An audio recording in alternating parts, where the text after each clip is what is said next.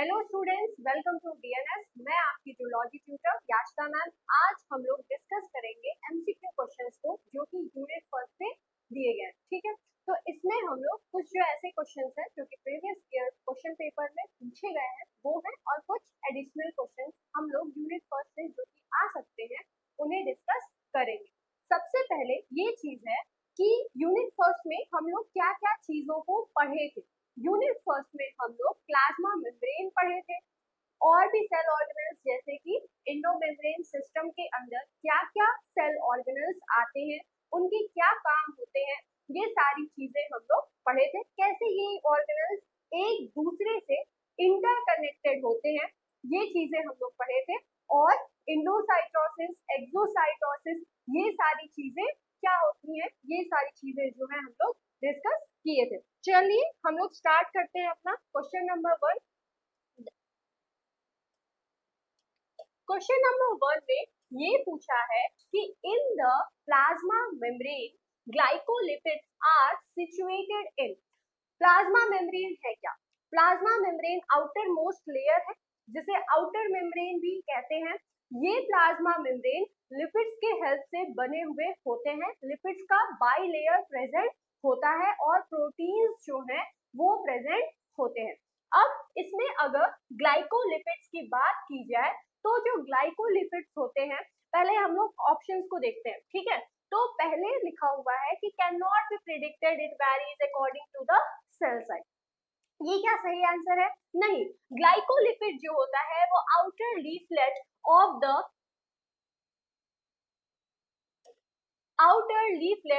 The plasma membrane पर present होता है। देखिए, प्लाज्मा मेम्ब्रेन लिपिड के बाई लेयर से बने हुए होते हैं। इसमें अगर स्ट्रक्चर्स की बात देखी जाए तो ये जो लिपिड का बाई लेयर होता है, इसमें ये इसका पोलर हेड होता है। ठीक है, और नॉन पोलर जो है वो टेल पाया जाता है लिपिड के अंदर। तो अगर ये जो पोलर हेड है ये हमेशा बाहर की तरफ रहता है, और ये जो नॉन पोलर टेल है वो हमेशा अंदर की तरफ एम्बेडेड रहते हैं। साथ ही में इस लिपिड के साथ प्रोटीन्स भी पाए जाते हैं। किसके अंदर? प्लाज्मा मेम्ब्रेन के अंदर। ये प्रोटीन्स दो तरह की होती हैं। पहला होता है इंटीग्रल प्रोटीन और दूसरा होता है पेरिफेरल प्रोटीन। ठीक है, तो जितने भी अगर कोई क्वेश्चन पूछा हुआ है तो उससे रिलेटेड जितने भी टॉपिक्स हैं उन्हें भी हम लोग डिस्कस करते जाएंगे, ताकि एक क्वेश्चन से जो है 4-5 क्वेश्चन हम लोग उसमें डिस्कस कर लें, ताकि अगर उससे रिलेटेड कोई भी क्वेश्चन पूछा हुआ है तो आप जो है कर लें एग्जाम में। तो क्वेश्चन में क्या पूछा है कि जो ग्लाइकोलिपिड है वो कहाँ पे प्रेजेंट होता है, तो जो ग्लाइकोलिपिड है वो outer leaflet of the plasma membrane पर प्रेजेंट होता है। उसके बाद जो सेकेंड क्वेश्चन है वो है the major interaction responsible for the stabilising plasma membrane. Plasma membrane एक मोज़ैक होता है जिसके अंदर ढेर सारे components, for example cholesterol, lipids, proteins, ये सारे ही एम्बेडेड होते हैं। अब स्टेबलाइजेशन के लिए अगर प्लाज्मा मेम्ब्रेन को देखें तो उसके स्टेबलाइजेशन के लिए सबसे ज्यादा जो फोर्स रिस्पॉन्सिबल होता है वो होता है हाइड्रोफोबिक इंट्रैक्शंस। जो हाइड्रोफोबिक इंट्रैक्शंस होते हैं उनके वजह से ये जो है प्लाज्मा मेम्ब्रेन बहुत ज्यादा स्टेबल फॉर्म में रहता है। अब देखिए, ये हाइड्रोफोबिक और हाइड्रोफिलिक पार्ट्स कौन से होते हैं प्लाज्मा मेम्ब्रेन के, उसको हम लोग डिस्कस कर लेते हैं। ये जो है पोलर हेड है, मतलब पोलर हेड मतलब हाइड्रोफिलिक इन नेचर। हाइड्रोफिलिक मतलब क्या होता है? ऐसे सब्सटेंसेस जिन्हें वाटर जो है, वाटर से उन्हें कोई दिक्कत नहीं होती है, वो वाटर लविंग सब्सटेंसेस होते हैं। और जो प्लाज्मा मेम्ब्रेन है उसमें क्या होता है, ये जो लिपिड है वो वाटर लविंग सब्सटेंस होता है। उसका जो हेड है, इसी वजह से इसे हाइड्रोफिलिक हेड कहते हैं। और अगर टेल की बात की जाए तो जो टेल होता है लिपिड के अंदर वो नॉन पोलर टेल होता है। मतलब ये जो टेल होते हैं ये हाइड्रोफोबिक इन नेचर होते हाइड्रोफोबिक इन नेचर होते हैं। मतलब ये जो है वाटर रिपेलेंट इन नेचर होते हैं। इसी वजह से इनकी जो ऑर्गेनाइजेशन होती है वो अंदर की तरफ होती है कि किसी भी तरह से ये वाटर को जो है वो फेस ना करे। तो अगर मेजर इंट्रैक्शन की बात की जाए कि जिसके वजह से जो प्लाज्मा मेम्ब्रेन है वो स्टेबल होता है तो वो होता है हाइड्रोफोबिक इंट्रैक्शन। और एक और चीज देखिए, ऐसा कहा जाता है कि जो प्लाज्मा मेम्ब्रेन होते हैं उनमें जो लिपिड्स है वो एम्फीपैथिक इन नेचर होता है। एम्फीपैथिक मतलब क्या होता है? ऐसे सब्सटेंसेस, ऐसे मॉलिक्यूल जिनमें हाइड्रोफोबिक और हाइड्रोफिलिक पार्ट दोनों ही प्रेजेंट हो उन्हें कलेक्टिवली एम्फीपैथिक मॉलिक्यूल कहते हैं।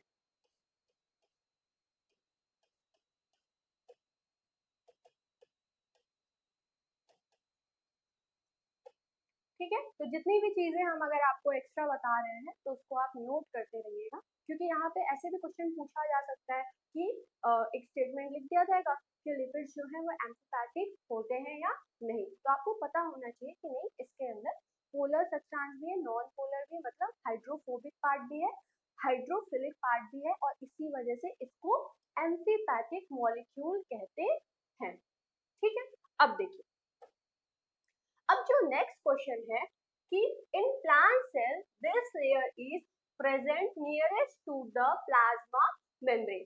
प्लांट सेल की यहाँ पे बात क्यों हो रही है?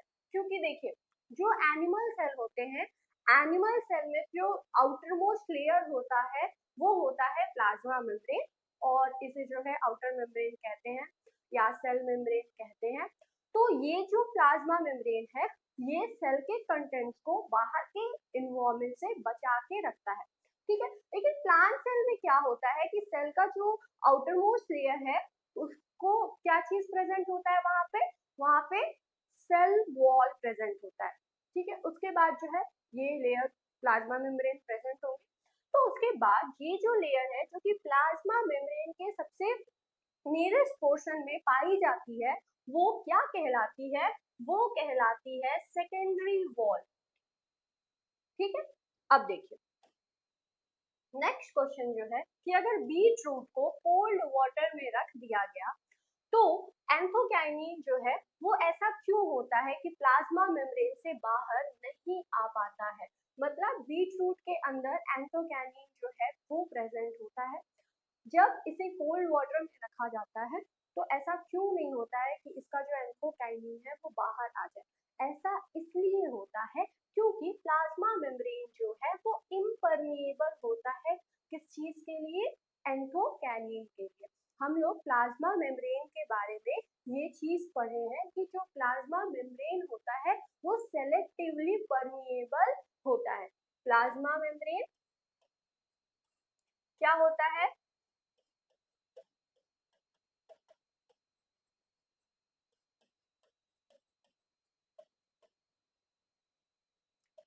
सेलेक्टिवली परमिएबल होता है। मतलब ये है कि ऐसा नहीं है कि कोई भी सब्सटेंस आया वो प्लाज्मा मेम्ब्रेन से जो है बाहर पास हो जाएगा। प्लाज्मा मेम्ब्रेन सेलेक्टिवली मॉलिक्यूल्स को जो है अलाउ करता है कि वो फ्लो हो सके। ऐसा कोई भी नहीं है कि ऐसा कोई भी मॉलिक्यूल आया और वो सेल के बाहर चला गया। तो इसी वजह से, इस फीचर की वजह से जो प्लाज्मा मेम्ब्रेन है वो सेल के लिए बहुत ज्यादा इंपॉर्टेंट होता है। क्यों? क्योंकि प्लाज्मा मेम्ब्रेन जो है वो सेलेक्टिवली परमिएबल है। अब देखिए, अब जो नेक्स्ट क्वेश्चन है वो ये है कि जो प्लाज्मा मेम्ब्रेन है वो किस चीज से मिल करके बने हुए होते हैं। अब अगर इनके जो क्वेश्चंस हैं उनको डिस्कस किया जाए, इसके सारे ऑप्शंस को, तो इसमें जो है पहले ऑप्शन में ये लिखा हुआ है कि इसमें प्रोटीन होता है, लिपिड होता है और सेल्यूलोज लेयर पाया जाता है। तो प्रोटीन सही है, लिपिड सही है, लेकिन सेलुलोज कहाँ पाया जाता है? प्लाज्मा मेम्ब्रेन में। उसके बाद ये जो है बायोमोलिक्यूलर लिपिड से मिलकर के बने हुए होते हैं, जिसमें प्रोटीन्स जो है वो उसके चारों तरफ सराउंडेड होती हैं। ये जो ऑप्शन है ये सही है, क्योंकि जो प्लाज्मा मेम्ब्रेन है वो जो है किस चीज से मिलकर बना हुआ है? लिपिड के बाइलेयर से, और ये लिपिड के बाइलेयर्स में जो प्रोटीन्स हैं वो एम्बेडेड रहते हैं।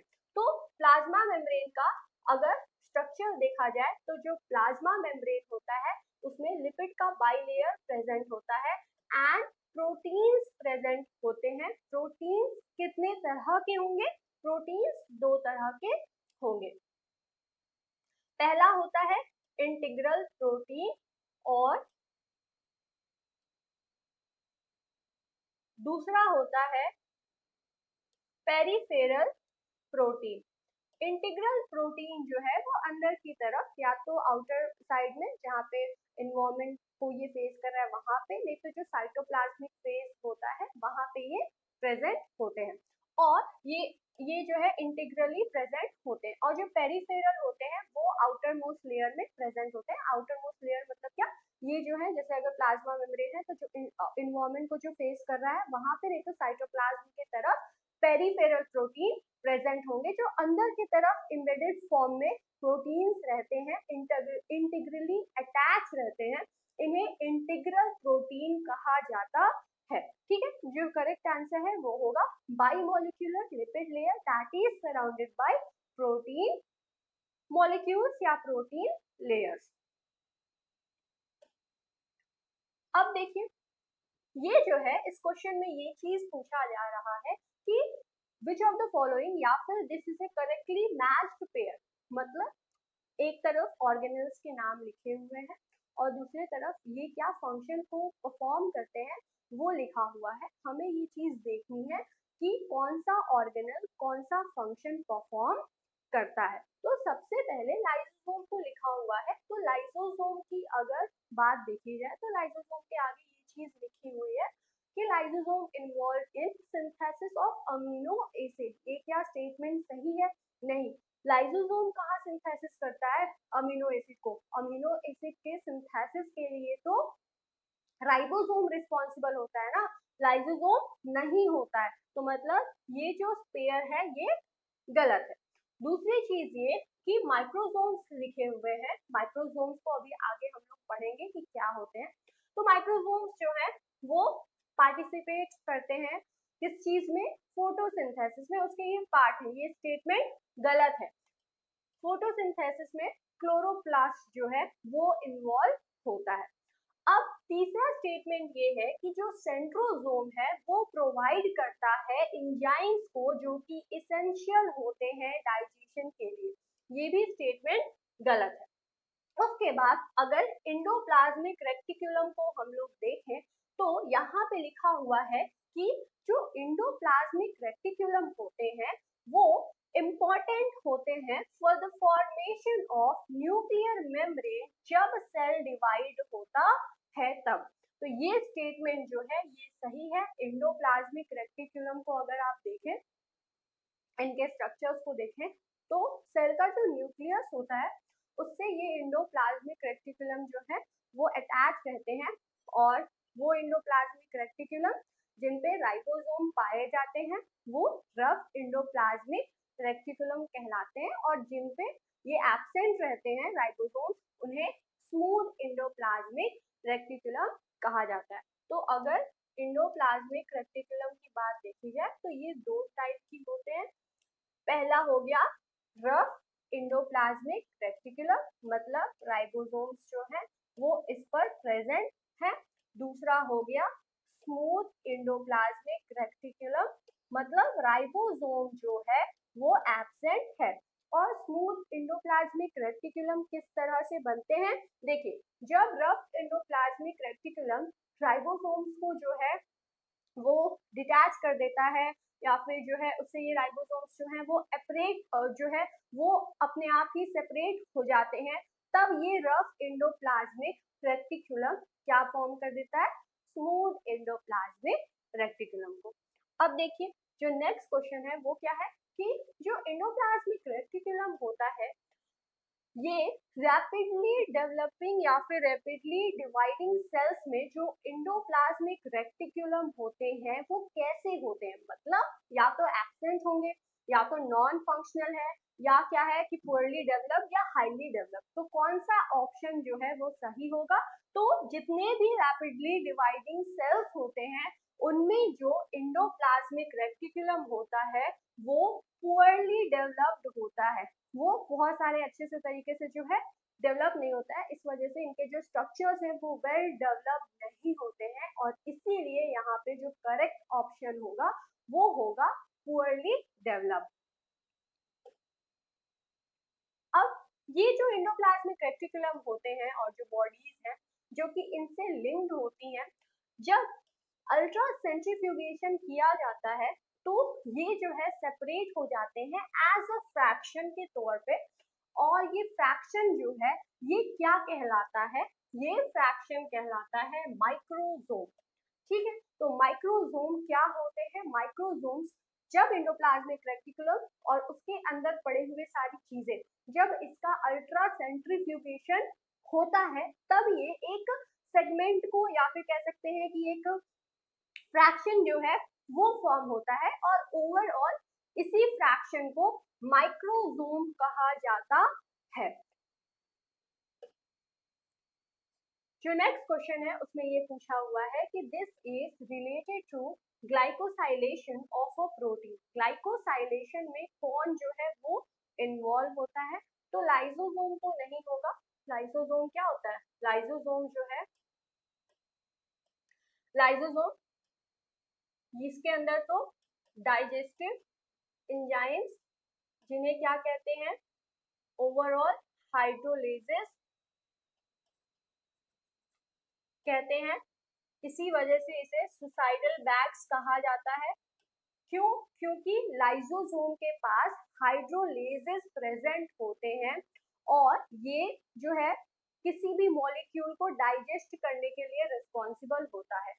लाइसोसोम के अंदर ढेर सारे टाइप्स जो है हाइड्रोलेजेस के वो प्रेजेंट होते हैं। फॉर एग्जांपल प्रोटीएजेस प्रेजेंट होते हैं जो कि प्रोटीन के ऊपर एक्ट करते हैं, उन्हें डाइजेस्ट करते हैं। न्यूक्लिएजेस प्रेजेंट होंगे जो कि न्यूक्लिक एसिड के ऊपर एक्ट करते हैं, उसे डाइजेस्ट करते हैं। तो लाइसोसोम जो है वो सुसाइडल बैग इसीलिए कहलाता है क्योंकि इसके पास ऐसे एंजाइम्स हैं जो कि डिग्रेडेशन का काम करते हैं।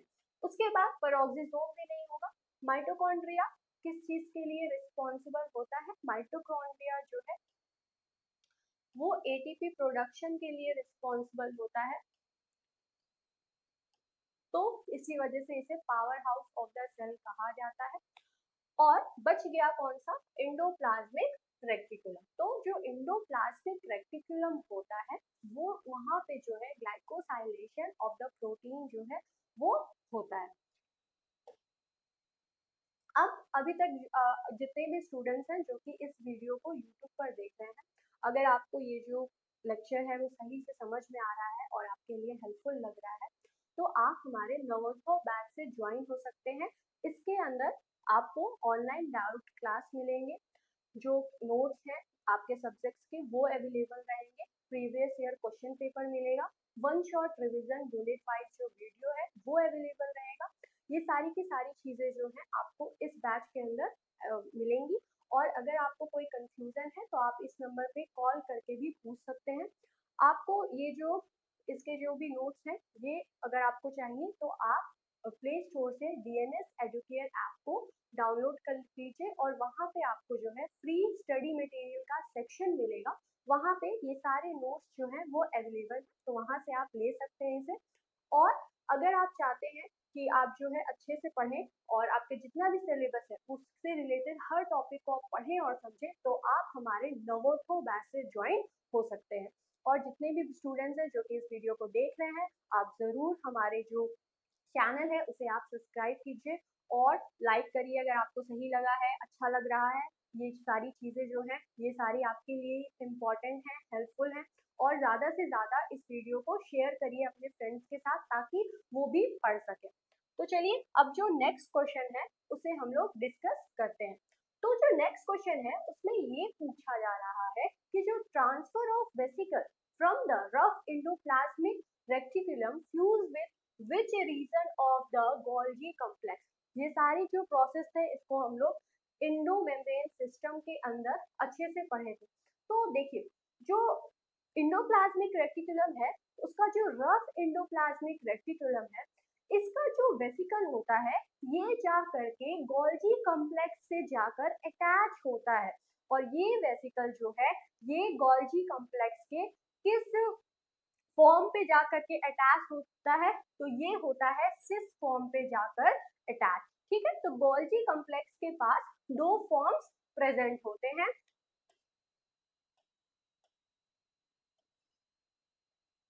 पहला होता है सिस और दूसरा होता है ट्रांस।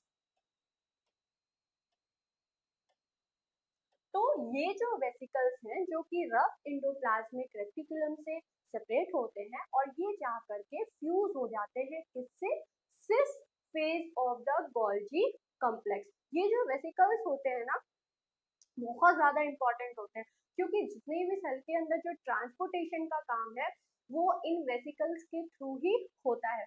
आप वेसिकल्स का रोल इंडोसाइटोसिस और एक्सोसाइटोसिस में भी देखे होंगे। इंडोसाइटोसिस में क्या हो रहा था, इंडोसाइटोसिस एक ऐसी प्रोसेस जिसमें सेल के बाहर अगर कोई चीज पड़ा है तो सेल मेम्ब्रेन क्या करेगा, सबसे पहले उस पार्टिकल के चारों तरफ इन्वेजिनेट हो जाएगा, उसको घेर लेगा और उसको अपने अंदर ले आएगा। ठीक है, और फिर वेसिकल के हेल्प से वो जो मॉलिक्यूल है वो सेल के अंदर आ जाएगी।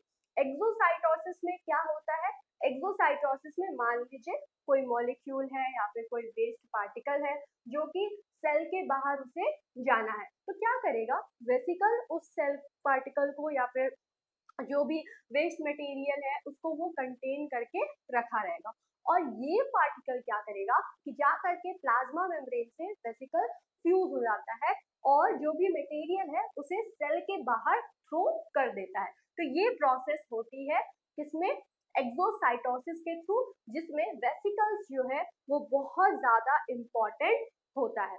तो नेक्स्ट क्वेश्चन जो है वो क्या पूछ रहा है कि जो लाइसोसोम के मेम्ब्रेन्स होते हैं वो किस चीज में रिच होते हैं, मतलब वो किस कौन सा जो सब्सटेंस है वो उसके अंदर सबसे ज्यादा पाया जाता है, तो वो होता है सियालिक एसिड। नेक्स्ट क्वेश्चन क्या है कि in which of the following cells lysosomes are absent.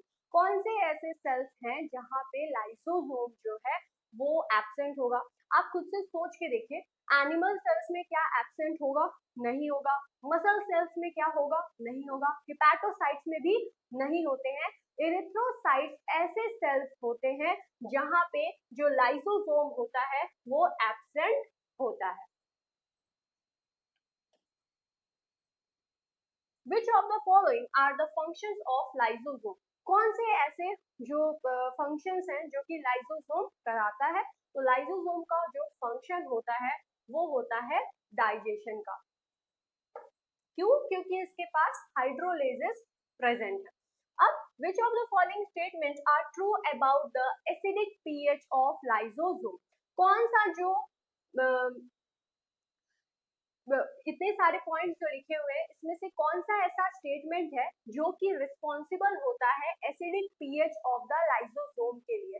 तो अगर आप लाइसोसोम के बारे में देखें तो लाइसोसोम में हम लोग पढ़े थे कि जो लाइसोसोम होते हैं उसका जो साइटोप्लाज्म है उसके अंदर जो भी उसका जो सराउंडिंग है उसके अंदर जो सेल के अंदर एटमॉस्फेयर है वो कैसे पीएच का होता है, एसिडिक पीएच का होता है। क्यों ऐसा होता है, क्योंकि इसमें जो एंजाइम्स होते हैं वो एसिडिक नेचर के होते हैं, वो एसिडिक पीएच में ही काम कर सकते हैं। इसी वजह से जो लाइसोसोम होता है उसका जो पीएच होता है वो एसिडिक होता है। अब इसके बाद which of the following techniques are used in the isolation of liposomal fractions। तो कौन से ऐसे जो टेक्निक्स हैं जिसके थ्रू जो लाइसोसोम का जो फ्रैक्शन है वो किया जा सकता है, तो ये होता है अल्ट्रा सेंट्रीफ्यूगेशन का प्रोसेस। इसके बाद which of the following are the function of lysosome, this is the digestion।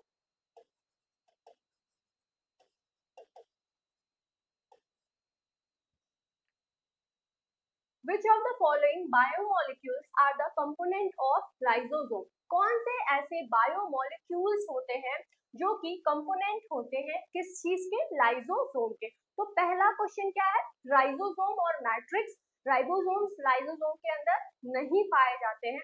Second thing is amino acid chain and tRNA. Amino acid नहीं प्रेजेंट होता है, ना ही टीआरएनए प्रेजेंट होता है। थर्ड चीज जो है वो है कि phosphate ester and the nucleases. And the fourth option is glycoprotein and carbohydrate. तो अगर लाइसोसोम की स्ट्रक्चर को देखें तो लाइसोसोम के अंदर जो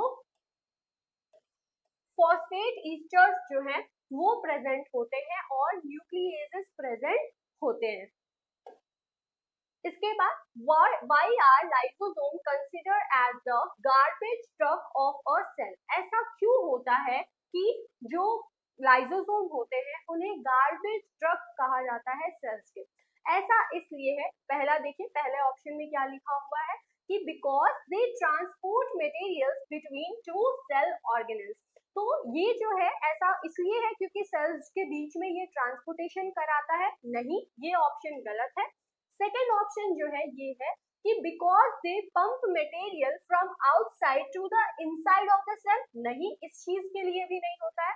because they remove all unwanted cellular material, ये ऑप्शन जो है ये सही है। एंड फोर्थ ऑप्शन क्या पूछ रहा है कि because they transport material from one cell to the another cell. तो ट्रांसपोर्टेशन के लिए या फिर pumping material from outside to the inside, इस चीज के लिए जो लाइसोसोम है वो गार्बेज या फिर जो सुसाइडल बैग है या फिर जो गार्बेज ट्रक्स हैं ये इसलिए नहीं कहलाते हैं। ये जो है इनके पास ऐसे एंजाइम्स होते हैं जो कि डिफरेंट टाइप्स ऑफ बायोमोलिक्यूल्स को डाइजेस्ट करने में हेल्पफुल होते हैं। और इस वजह से जैसे अगर देखिए सेल के अंदर कोई ऐसा भी पार्ट है जो कि डेथ हो गई है उसकी और वो जो है अब डैमेज हो गया है, इन सारी चीजों को रिमूव करने का काम कौन करता है? लाइसोसोम करते हैं। इसी वजह से जो लाइसोसोम है वो क्या कहलाते हैं? सुसाइडल बैग्स भी कहलाते हैं और garbage truck of a cell कहलाते हैं। आई होप आपको जितने भी क्वेश्चंस अभी डिस्कस हुए हैं ये सारे समझ में आए हैं। अगर आप ये जो लेक्चर है इसको आप यूट्यूब पे देख रहे हैं तो फिर से हम आपको बता देते हैं कि आप हमारे नवोदय बैच से ज्वाइन हो सकते हैं जिसके अंदर आपको ऑनलाइन इंटरेक्टिव क्लासेस मिलेंगे, लाइव डाउट क्लास मिलेगा, प्रीवियस ईयर क्वेश्चन पेपर जो है वो डिस्कस होगा। ये सारी चीजें आपके लिए हेल्पफुल है। अगर आपको कोई कंफ्यूजन है तो आप इस नंबर पे कॉल करके पूछ सकते हैं। आई होप आपको ये जो लेक्चर है ये अच्छे से समझ में आया होगा। सारे एमसीक्यू क्वेश्चंस जो हैं वो समझ में आए होंगे। तो मिलते हैं हम लोग नेक्स्ट लेक्चर में एक नए टॉपिक के साथ। तब तक के लिए thanks for watching this video.